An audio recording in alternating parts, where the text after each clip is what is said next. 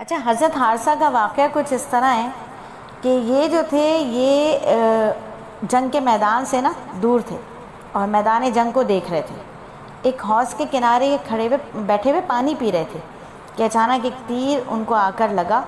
یہی وجہ تھی کہ ان کی والدہ پریشان ہو گئی تھی کہ وہ تو جنگ میں موجود نہیں تھے، جنگ کے میدان میں موجود نہیں تھے۔ تو اللہ کے نبی سے پوچھا تھا کہ جنت میں ہیں یا نہیں ہیں، مجھے بتائیے۔ تو اللہ کے نبی نے خوشخبری سنائی کہ جس شخص کو میدان سے باہر رہ کر یہ درجہ مل سکتا ہے تو وہ جانباز، وہ سپاہی، وہ صحابی جو اسلام اور کفار کے درمیان دو بدو لڑے تھے، اس میدان کے اندر انہوں نے اپنی جانوں کی بازی لگائی تھی۔ ان کا کہنا کیا، ان کے مقام کا کیا پوچھنا۔ ان مجاہدین کی فضیلت کا اندازہ لگایا جا سکتا ہے اس واقعے سے کہ جو جنگ میں نہیں تھے، موجود نہیں تھے، میدان کے اندر دور کھڑے پانی پی رہے تھے، جب ان کو تیر لگتا ہے میدان جنگ کے لوگوں کا، اور جنگ کے نقشے کو وہ دیکھ رہے ہیں، ابھی پہنچے بھی نہیں ہیں میدان کے اندر، ان کی فضیلت یہ ہے تو جو وہاں موجود تھے ان کا حال کیا ہوگا، ان کی فضیلت کیا ہوگی۔ حضرت حاتم بن ابی بلتا ایک ایسے صحابی ہیں جو بدر کی جنگ میں شریک ہو چکے تھے۔ فتح مکہ سے کچھ دن پہلے انہوں نے ایک خط اہل مکہ کے نام بھیجا جس میں نبی صلی اللہ علیہ وآلہ وسلم کی مہم کا تذکرہ تھا۔ تو انہوں نے جو ہے وہ نبی صلی اللہ علیہ وسلم کا راز فاش کر دیا تھا۔ نبی صلی اللہ علیہ وآلہ وسلم کو وحی کے ذریعے معلوم ہوا تو آپ صلی اللہ علیہ وآلہ وسلم نے حاتم بن ابی بلتا کو بلایا کہ تو نے یہ کیا کیا۔ حضرت عمر فاروق رضی اللہ تعالیٰ عنہ تو جلالی صحابی تھے، غصہ آ گئے۔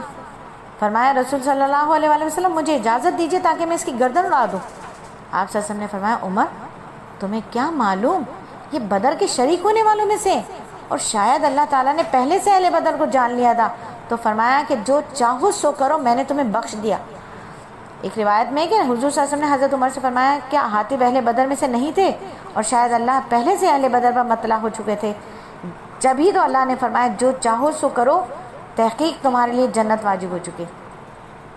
اور اسی طرح ایک اور واقعہ ہے کہ حضرت جابر سے روایت ہے کہ حضرت حاتب بن ابی بلتا ایک غلام نبی صلی اللہ علیہ وآلہ وسلم کے پاس آیا، ان کا ایک غلام، اور ان کی شکایت کرنے لگا، کہنے لگا کہ اللہ کے رسول حاتب جہنم میں جائے گا۔ نبی صلی اللہ علیہ وآلہ وسلم نے فرمایا تو نے جھوٹ بولا، وہ جہنم میں نہیں جائے گا کیونکہ وہ جنگ بدر اور حدیبیہ میں شریک ہوا ہے۔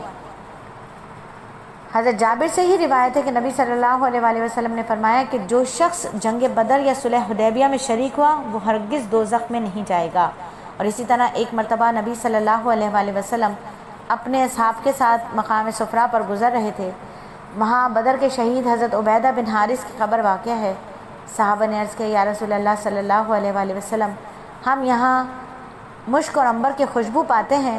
نبی صلی اللہ علیہ وآلہ وسلم نے فرمایا تعجب کی کیا بات ہے، یہاں ابو معاویہ یعنی عبیدہ بن حارث شہید بدر کے قبر ہے، اس کی خوشبو ہے۔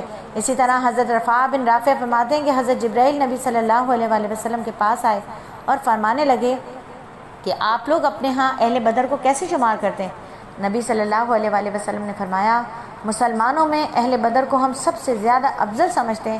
جبرائیل امین نے فرمایا اسی طرح ہم بھی ان فرشتوں کو سب سے زیادہ افضل سمجھتے ہیں جو جنگ بدر میں شریک ہوئے تھے۔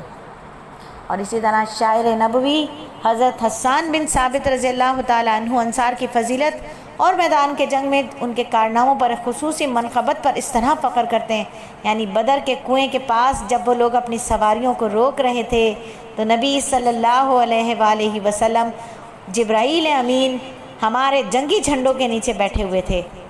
بہترین بدر کا میدان تھا کہ فخر کا میدان تھا۔ محدثین، مفسرین، فقہاء کرام کے ہاں اہل بدر کا ایک بہت بڑا مقام ہے۔ کسی روایت یا شعر میں بدری صحابی کا نام آتا ہے تو امتیازی طور پر ان کو یاد کیا جاتا ہے، اور روایت کی مقبولیت پر وہ نام بطور سند پیش کیا جاتا ہے کہ یہ روایت اتنی مضبوط اور مقبول ہے کہ فلاں فلاں بدری راویوں نے اسے روایت کیا ہے۔ خود صحابہ اکرام جب کسی فضیلے میں فیصلے کے لیے بیٹھ جاتے تو اہل بدر پر سب کی نگاہیں لگی رہتی تھی کیونکہ ان کا فیصلہ مقبول اور اٹل سمجھتے تھے۔ اہل تاریخ نے اہل بدر کو نمایاں مقام دیا ہے، ان کے نام، حسب نسب، خاندان اور وفات کو سب سے ممتاز اور الگ حیثیت حاصل ہے۔ تو یہاں میں ایک بات آپ لوگوں سے کہوں گی کہ بدری صحابہ تھے 313۔ اب جب ہم اپنی نسلوں میں بچوں کے نام رکھتے ہیں تو ہماری کوشش ہونی چاہیے کہ خلفائے راشدین کے بعد ہم اپنے بچوں کے نام بدری صحابہ پر رکھیں، اور خاص طور پر ان صحابہ پر جو گمنام ہیں، ان کے ناموں کو کوئی آشنا نہیں ہے، ان ناموں پر نام رکھے جائیں تاکہ وہ صحابہ بھی معروف ہوں۔ وہ معروف ہیں جنت میں، وہ معروف ہیں عرش والوں میں۔ اس دور میں، فتنے کے دور میں، اپنے صحابہ کے نام رکھ کے اپنے صحابہ کی عظمت اور اہمیت کو اپنے گھروں میں، اپنی نسلوں میں جگمگایا جائے۔ میں بھی یہ عہد کروں اور آپ بھی کریں کہ انشاءاللہ اب جب بھی ہماری نسلوں میں بیٹے پیدا ہوں گے تو ان کے نام بدری صحابہ کی عظمت کو دیکھتے ہوئے، ان کی عظمت، ان کے مقام، ان کے رتبے کو جانتے ہوئے اپنے بچوں کے نام انہی کے ناموں پر رکھے جائیں گے انشاءاللہ تعالی۔